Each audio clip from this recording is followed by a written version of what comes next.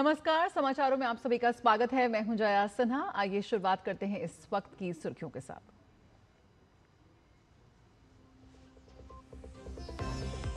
Myanmar के राष्ट्रपति you Ming आंग हलाइंग भारत की आधिकारिक यात्रा पर। राष्ट्रपति ने पीएम मोदी से हैदराबाद हाउस में की मुलाकात।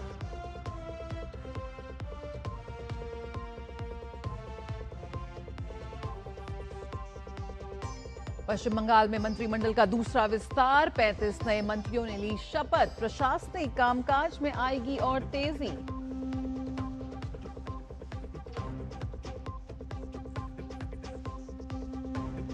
भारत ओमान व्यापार समझौता आज से लागू। घरेलू रोजगार और एमएसएमईज को मिलेगा बढ़ावा।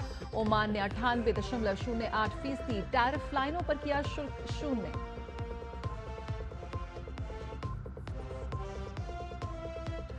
पश्चिम एशिया संघर्ष फिर हुआ तेज। अमेरिका का ईरानी सैन्य ठिकानों पर हमले का दावा।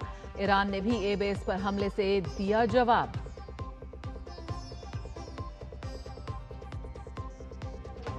और एशियाई खेलों के लिए भारतीय पुरुष कुश्ती टीम का हुआ चयन। लखनऊ में हुए ट्रायल में ओलंपिक पदक विजेता अमन सहरावत समेत दीपक पुनिया और सुजीत कलकल ने बनाई जगह। म्यांमार के राष्ट्रपति यू मिंग आंग हलाइंग भारत की आधिकारिक यात्रा पर हैं। पीएम मोदी ने आज राष्ट्रपति हलाइंग से नई दिल्ली स्थित हैदराबाद हाउस में मुलाकात की। प्रधानमंत्री मोदी ने राष्ट्रपति हलाइंग का गर्मजोशी से स्वागत किया। मुलाकात के दौरान दोनों नेताओं के बीच कई अहम मुद्दों पर बातचीत हुई, जिसमें द्विपक्षीय संबंधों को नई ऊंचाइयों पर ले जाने और विभिन्न रणनीतिक मुद्दे शामिल हैं।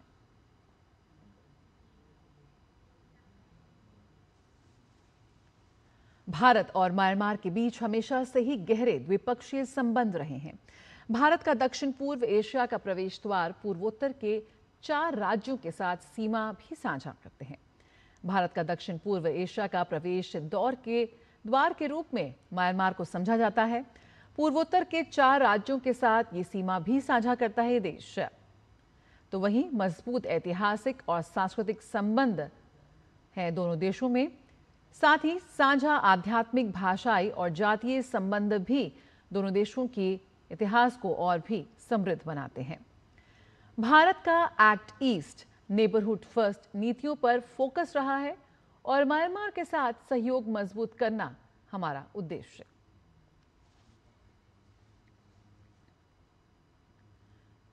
दोनों ही देश विकास की साझा विरासत को आगे बढ़ा रहे हैं। साझा विकास, साझा भविष्य। म्यांमार के विकास में भारत का सहयोग की अगर हम बात करें तो 1.75 अरब डॉलर से ज्यादा का निवेश है। अधिकतर सहायता अनुदान आधारित है और कलादान पारगमन परियोजना में भी भारत सक्रिय रहा है। उच्च शिक्षा और रिसर्च में भी भारत अहम सहयोगी रहा है। साझा विकास और साझा भविष्य के साथ दोनों देश आगे बढ़ रहे हैं। रखाइन और सीमा क्षेत्र विकास में भी भारत लगातार मदद करता आ रहा है। बागान के आनंद मंदिर का जीर्णोद्धार और संरक्षण हेतु भी भारत ने अहम योगदान दिया। भूकंप से क्षतिग्रस्त 92 पैगोडाओं की मरम्मत, फाइबर लिंक, रेलवे, तेल रिफाइनरी परियोजना पूरी करने में भी भारत की अहम भूमिका रही है। 2022 में तामू में नया एकीकृत चेक पोस्ट बना। म्यांमार को $500 मिलियन का ऋण भी मिला।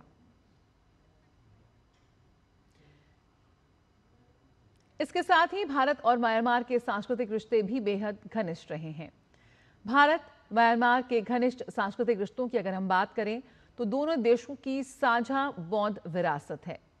भारत ने कई मंदिरों का नवीनीकरण करवाया है। म्यांमार में आनंद मंदिर, पैगोडाओं का जीर्णोद्धार उसमें प्रमुख है। बोधगया मंदिरों का नवीनीकरण, दूतावास द्वारा हिंदी और योग कक्षाओं का संचालन म्यांमार में लगातार किया जा रहा है और ऑनलाइन कार्यशालाओं से भी रिश्तों में मजबूती आई है। भारत की आर्थिक कूटनीति और वैश्विक व्यापार के मोर्चे पर भारत और ओमान के बीच बहुप्रतीक्षित व्यापक आर्थिक साझेदारी समझौता यानी कि CEPA आज से आधिकारिक तौर पर लागू हो गया है।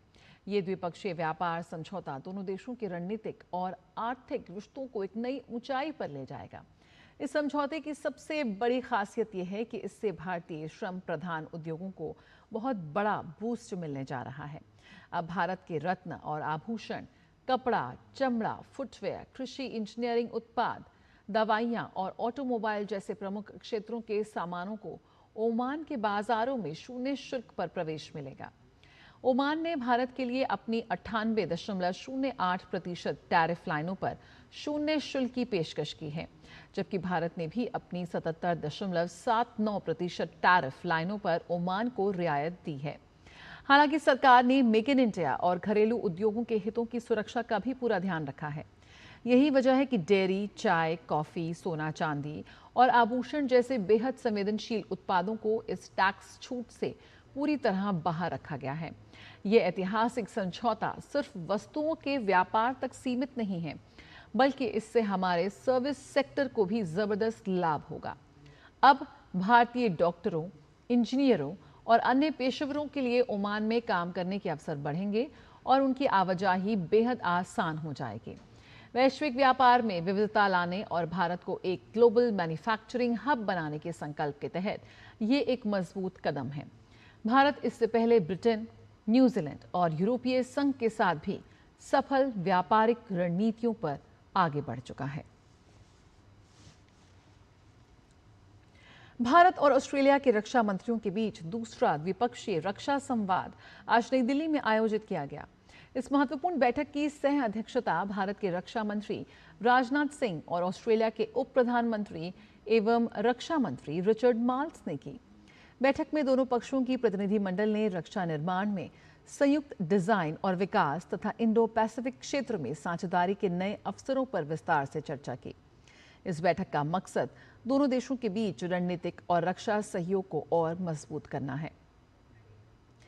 बैठक से पहले ऑस्ट्रेलिया के उप प्रधानमंत्री एवं रक्षा मंत्री रिचर्ड माल्स का गार्ड ऑफ ऑनर के साथ स्वागत किया गया।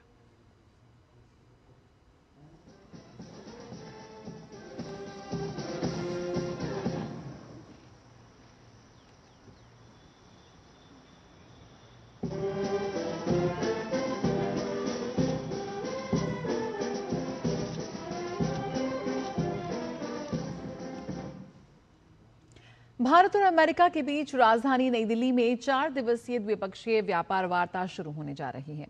इस बैठक में दोनों देशों के मुख्य वार्ताकार प्रस्तावित अंतरिम व्यापार समझौते के कानूनी मसौदे और उसकी बारीकियों को अंतिम रूप देने पर गहन चर्चा करेंगे। इस उच्च स्तरीय बैठक में अमेरिकी प्रतिनिधिमंडल का नेतृत्व ब्रैंडन लिंच कर रहे हैं, जबकि भारतीय दल की ओर से वाणिज्य विभाग के अतिरिक्त सचिव दर्पण जैन कमान संभालेंगे। 4 दिवसीय बैठक के दौरान मुख्य रूप से बाजार पहुंच, गैर टैरिफ बाधाओं को दूर करने, सीमा शुल्क प्रक्रियाओं को सरल बनाने, निवेश को प्रोत्साहन देने और आर्थिक सुरक्षा सहयोग को मजबूत करने जैसे रणनीतिक क्षेत्रों पर ध्यान केंद्रित किया जाएगा।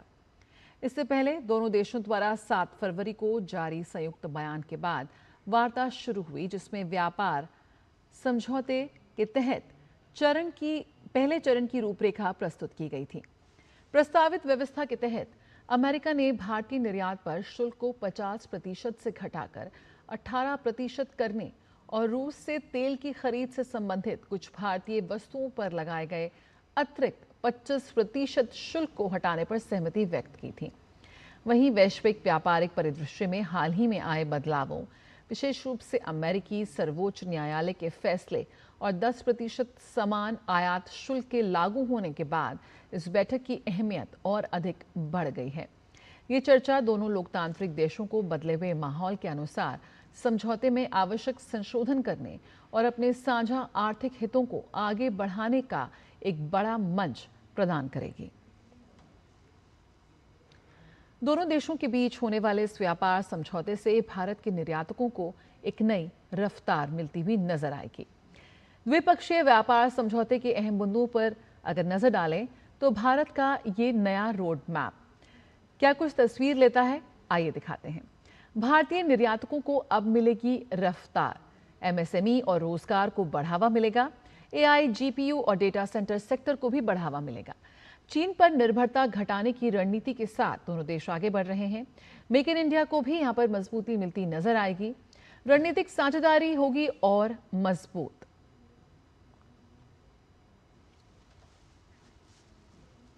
खबर पश्चिम बंगाल से। पश्चिम बंगाल में शुभेंदु सरकार के मंत्रिमंडल का विस्तार हो गया है। 35 मंत्रियों ने पद एवं गोपनीयता की शपथ ग्रहण की। कैबिनेट विस्तार के बाद पश्चिम बंगाल में मंत्रिपरिषद की कुल संख्या बढ़कर 41 हो गई है। इससे 13 कैबिनेट मंत्री इसमें और 3 स्वतंत्र प्रभार वाले राज्य मंत्री और 19 राज्य मंत्री शामिल हैं।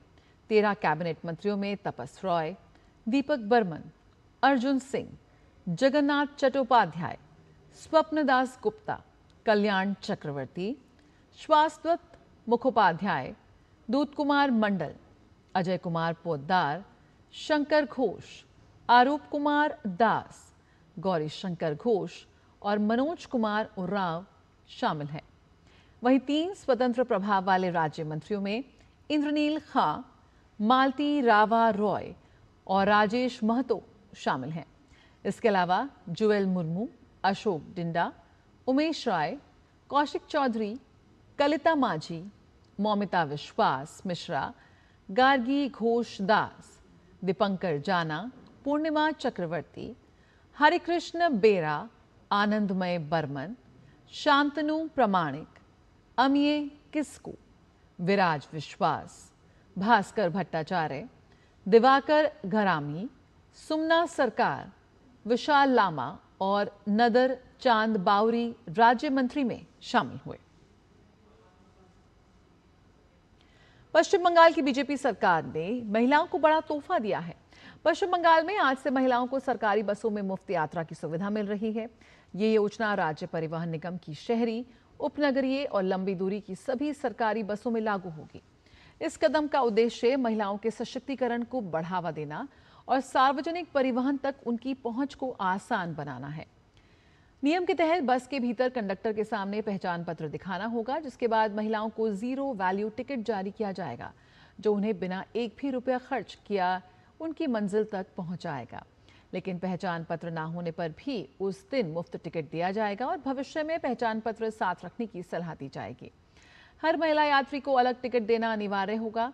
समूह टिकट जारी नहीं किया जा सकेगा। टिकट पर यात्रा का विवरण दर्ज करना होगा। वहीं लंबी दूरी की बसों में आरक्षित सीटों के लिए बुकिंग के समय दिए गए आईडी नंबर का मिलान करना होगा। इसके साथ ही सरकार ने महिला यात्रियों के साथ सम्मानजनक व्यवहार सुनिश्चित करने के निर्देश दिए हैं। साथ ही जोर दिया है कि इस मुफ्त सेवा का लाभ केवल राज्य की वास्तविक महिला निवासियों को ही मिले और किसी भी प्रकार का फर्जीवाड़ा ना हो। तो पश्चिम बंगाल में महिलाओं को बड़ा तोहफा। पश्चिम बंगाल सीआईडी ने टीएमसी के राष्ट्रीय महासचिव अभिषेक बैनर्जी को नोटिस देकर उनसे जांच अधिकारियों के सामने पेश होने के लिए कहा है। सीआईडी ने उन्हें आज एजेंसी के भवानी भवन मुख्यालय में पूछताछ के लिए पेश होने का निर्देश दिया है। बता दें कि ये नोटिस विधानसभा सचिवालय को सौंपे गए एक मैसेज में पार्टी विधायकों के जाली हस्ताक्षर के कथित इस्तेमाल की जांच के सिलसिले में है, जिसमें शोभनदेव चट्टोपाध्याय को विपक्ष के नेता के तौर पर समर्थन दिया गया। वक्त एक छोटे से ब्रेक का, जल्द हाजिर होते हैं।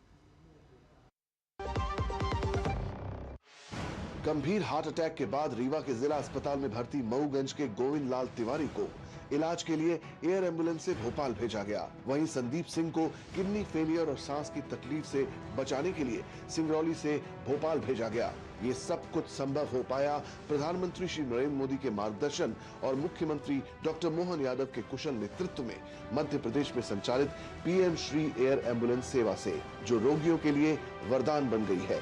मई 2024 से प्रारंभ हुई इस सेवा से 140 से अधिक लोग हुए लाभान्वित।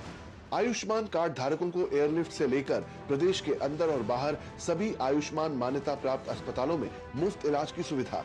गैर आयुष्मान श्रेणी के मरीजों का प्रदेश के अंदर सशुल्क एयरलिफ्ट और शासकीय अस्पतालों में इलाज। सड़क हादसे, औद्योगिक दुर्घटना या प्राकृतिक आपदाओं के घायलों के लिए भी मुफ्त एयर एम्बुलेंस की सुविधा।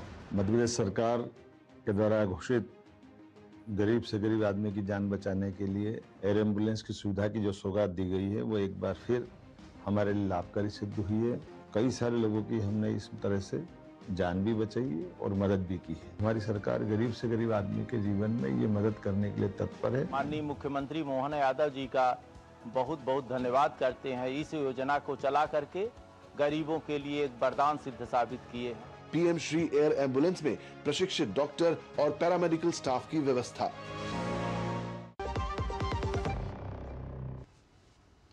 छह साल पहले जून 2020 में शुरू हुई पीएम स्वनिधि योजना लाखों रेहड़ी पटरी वालों को आर्थिक रूप से सशक्त बना रही है।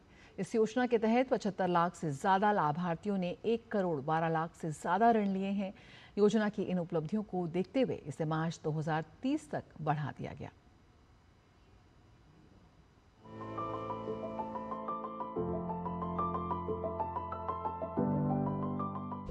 स्वरोजगार, स्वावलंबन और स्वाभिमान, इन उद्देश्यों को ध्यान में रखते हुए लाई गई पीएम स्वनिधि योजना अब तक लाखों रेहड़ी पटरी वालों के जीवन में क्रांतिकारी बदलाव ला चुकी है।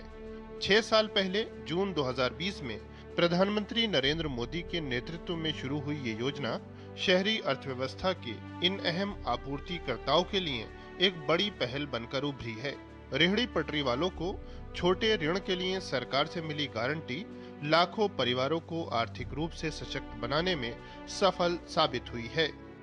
मोदी ने कह दिया था बैंकों से भी और रेहड़ी पटरी वाले भाई बहन को भी, अगर आपके पास गारंटी देने के लिए कुछ नहीं है तो चिंता मत कर दीजिए, मोदी आपकी गारंटी लेता है।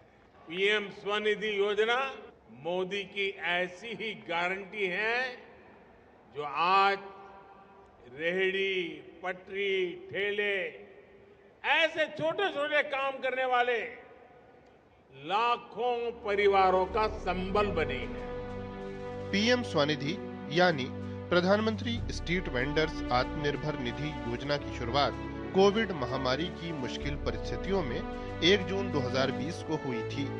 यह अपनी तरह की पहली माइक्रो क्रेडिट पहल थी जो रेहड़ी पटरी वालों पर केंद्रित थी। इस योजना के तहत हमारी शहरी अर्थव्यवस्था के लिए बेहद अहम इन छोटे विक्रेताओं को सरकार की क्रेडिट गारंटी का सहारा मिला। पीएम स्वनिधि के तहत रेहड़ी पटरी विक्रेताओं को बिना किसी गारंटी के 15,000 रुपए, 25,000 रुपए और 50,000 रुपए के ऋण ब्याज सब्सिडी और क्रेडिट गारंटी सहायता के साथ 3 चरणों में दिए जाते हैं। जो विक्रेता दूसरे चरण का ऋण सफलतापूर्वक चुका देते हैं वो 30,000 रुपए तक की सीमा वाले UPI linked RuPay credit card के भी पात्र होते हैं। इस योजना से लाखों रेहड़ी पटरी विक्रेता ऋण के कुचक्र से बचने के अलावा अतिरिक्त स्टॉक रखने और नए उत्पाद खरीदने में सक्षम हुए हैं।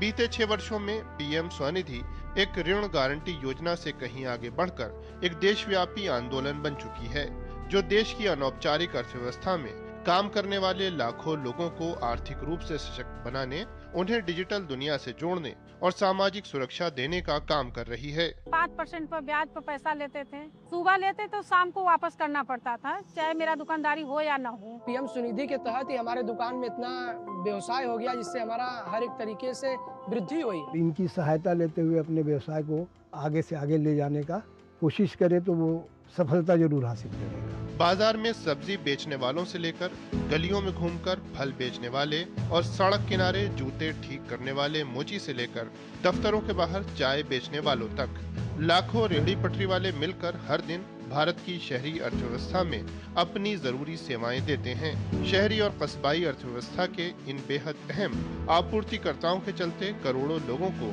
किफायती सामान और सेवाएं मिलती हैं। हालांकि औपचारिक ऋण तक इन लोगों की पहुंच बहुत कम थी, जिसकी वजह से इन्हें बहुत ज्यादा ब्याज दरों वाले अनौपचारिक ऋण पर निर्भर रहना पड़ता था। इसी स्थिति को बदलने के लिए लाई गई पीएम स्वनिधि योजना से जबरदस्त बदलाव आया है। इस योजना के तहत 75 लाख से ज्यादा लाभार्थियों ने 1 करोड़ 12 लाख से ज्यादा ऋण लिए हैं, जिनकी कुल रकम 17,800 करोड़ रुपए से ज्यादा है। इस योजना के तहत 55 लाख से ज्यादा लाभार्थियों को डिजिटल माध्यम से जोड़ा गया है। एक साथ मिलकर उन्होंने लगभग 8,96,000 करोड़ रुपए के 841 करोड़ से ज्यादा डिजिटल ट्रांजैक्शन किए हैं। पीएम स्वनिधि के तहत लाभार्थियों को डिजिटल कैशलेस प्रोत्साहन और ब्याज सब्सिडी के जरिए लगभग 800 करोड़ रुपए भी मिले हैं।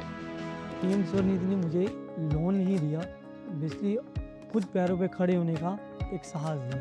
मोदी जी ने हमारे लिए इतना योजना को चलाकर इतना सब कुछ किया है कि एक औरत कहीं हार नहीं मान सकती, हर काम को आगे बढ़ा के लेके जा सकती। योजना की इन उपलब्धियों को देखते हुए पीएम स्वनिधि को मार्च 2030 तक बढ़ा दिया गया है। प्रधानमंत्री नरेंद्र मोदी के विजन के साथ शुरू हुई पीएम स्वनिधि योजना अनेक परिवारों के लिए स्वरोजगार, स्वावलंबन और स्वाभिमान प्रदान करने में मददगार साबित हो रही है। Bureau report, DD news. Nepal की सत्ताधारी राष्ट्रीय स्वतंत्र का एक प्रतिनिधि मंडल अध्यक्ष रवि लामछाने के नेतृत्व में 5 दिवसीय भारत दौरे पर रहेगा। ये यात्रा भाजपा के निमंत्रण पर आयोजित की जा रही है। इस दौरान नेपाली प्रतिनिधि मंडल नई दिल्ली में भाजपा के वरिष्ठ नेताओं से मुलाकात करेगा। भाजपा के विदेश मामलों के विभाग प्रभारी विजय चौथाईवाले ने बताया कि इस दौरे का उद्देश्य आरएसपी और भाजपा के बीच पार्टी स्तर पर संवाद स्थापित करना है। साथ ही संगठनात्मक कार्यप्रणाली, लोकतांत्रिक प्रक्रियाओं और जन केंद्रित राजनीतिक पहुंच जैसे मुद्दों पर विचार विमर्श करना है। काठमांडू में जारी बयान में आरएसपी ने कहा कि रवि लामिछाने अयोध्या की निजी यात्रा के अलावा भारत में नेपाली समुदाय और पार्टी के शुभ चिंतकों से भी मुलाकात करेंगे। ये यात्रा ऐसे समय पर हो रही है जब नेपाल के प्रधानमंत्री बालेन्द्र शाह ने भारतीय भूमि पर अतिक्रमण को लेकर संसद में विवादित बयान दिया था। अफ्रीकी संघ ने इबोला संकट से निपटने के लिए भारत सरकार द्वारा उपलब्ध कराई गई आपातकालीन निदान, उपचार और चिकित्सा सामग्री का स्वागत किया है। अफ्रीका की स्वास्थ्य एजेंसी अफ्रीका रोग नियंत्रण और रोकथाम केंद्र के अनुसार ये सहायता युगांडा में पूर्वी क्षेत्रीय समन्वय केंद्र के माध्यम से कांगो लोकतांत्रिक गणराज्य के पूर्वी हिस्से में राहत कार्यों के लिए भेजी गई है। एजेंसी ने भारत सरकार और जनता का धन्यवाद दिया और अफ्रीका के साथ एकजुटता दिखाने के लिए सराहना की। इस कदम से भारत ने एक बार फिर वैश्विक मित्र की भूमिका निभाई। पेरिस ओलंपिक के कांस्य पदक विजेता अमन सहरावत, ओलंपियन दीपक पुनिया और मौजूदा अंडर 23 विश्व चैंपियन सुजीत कलकल ने अपने अपने भार वर्गों में आसान जीत दर्ज करते हुए एशियन गेम्स का टिकट हासिल किया। लखनऊ में आयोजित फ्री स्टाइल कुश्ती ट्रायल में 6 भार वर्गों में भारतीय टीम का चयन हुआ। करीब 10 घंटे तक चली चयन प्रक्रिया में देश के चुनिंदा 80 पहलवानों ने दम दिखाया। अमन ने लगभग सभी मुकाबलों में एक तरफा अंदाज में जीत हासिल की। वहीं दीपक पुनिया ने 97 किलोग्राम भार वर्ग के फाइनल मुकाबले में जोंटी कुमार को 8-0 से मात देकर ये सफलता हासिल की। उधर सुजीत कलकल ने 65 किलोग्राम भार वर्ग से मुकाबला जीत एशियन गेम्स के लिए अपनी जगह पक्की की। एशियाई खेलों का आयोजन जापान के एची नागोया में 19 सितंबर से 4 अक्टूबर तक किया जाएगा। गोवा में खेले जा रहे सैफ महिला चैंपियनशिप फुटबॉल प्रतियोगिता में भारतीय महिला टीम ने बांग्लादेश को 3-0 से हराकर ग्रुप बी में शीर्ष स्थान हासिल किया। भारतीय टीम अब सेमीफाइनल में 3 जून को भूटान में भिड़ेगी। वहीं एक अन्य सेमीफाइनल में बांग्लादेश की टीम नेपाल से लोहा लेगी। मैनचेस्टर सिटी ने विमेंस FA कप का खिताब अपने नाम किया है। टीम ने फाइनल मुकाबले में ब्राइटन की टीम को 4-0 से हरा दिया। मैन सिटी ने पहले हाफ में ही 2-0 की बढ़त बना ली। मैन सिटी की ओर से पहले हाफ में खादिजा शॉ और एलेक्स ग्रीनवुड ने गोल किए। पहलवान मीनाक्षी गोयत ने कहा है कि उन्होंने विनेश फोगाट के खिलाफ एशियाई खेलों के चयन के लिए हुए मुकाबले में पूरे आत्मविश्वास के साथ प्रदर्शन किया। राष्ट्रीय ट्रायल्स में 53 किलोग्राम वर्ग के सेमीफाइनल में 6-4 से जीत हासिल करने के बाद मीनाक्षी ने कहा कि ये नतीजा उनकी तैयारी और प्रतिस्पर्धी मानसिकता पर उनके विश्वास को दर्शाता है। साल के दूसरे ग्रैंड स्लैम फ्रेंच ओपन में महिला एकल वर्ग में यूक्रेन की एलिना स्वेतोलिना ने क्वार्टर फाइनल में जगह बना ली है। स्वेतोलिना ने चौथे दौर के मैच में स्विट्जरलैंड की बेलिंडा बेंचिच को 4-6, 6-4, 6-0 से हराया। वहीं रूस की मीरा आंद्रीवा ने भी क्वार्टर फाइनल में पहुंचने में सफलता हासिल की। मीरा ने स्विट्जरलैंड की जिल टिचमैन को 6-3, 6-2 के सीधे सेट में हराया। पुरुष एकल वर्ग में ब्राजील के जोआओ फोंसेका ने क्वार्टर फाइनल में पहुंचने में सफलता हासिल की। जोआओ ने चौथे राउंड में कैस्पर रूट को 7-5, 7-6, 5-7, 6-2 से पराजित किया। अब क्वार्टर फाइनल में फोंसेका का सामना चेक गणराज्य के जेकब मेंसिक से होगा।